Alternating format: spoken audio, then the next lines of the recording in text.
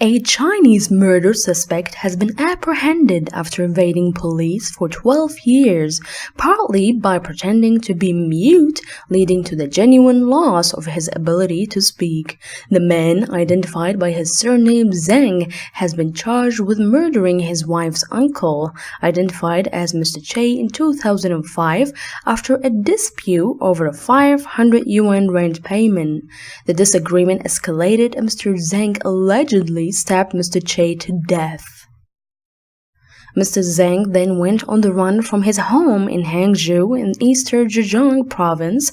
He begged for money and went under the false name Wang Gui, all the time refraining from speaking, pretending he was unable to do so. According to Chinese state media, he later moved 700 kilometers north to a village in Anhui province. He got a job in construction, meeting his second wife via an introduction from his boss before fathering a child.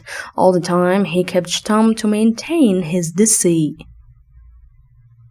He was apprehended earlier this year when police conducted household surveys in his village earlier this year, leading to officers discovering he lacked any official identification documents.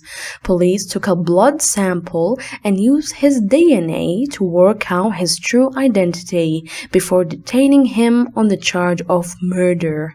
According to police, Mr. Zhang was unable to talk to officers because his many years of not using his vocal cords had led to them wasting away and becoming useless. Instead of speaking, he communicated with his interrogators by writing notes to them. According to officers questioning him, when asked to explain why he pretended to be mute for so long, he wrote, "The less I say, the less chance I'll make a mistake." Makes sense, but didn't work out too long.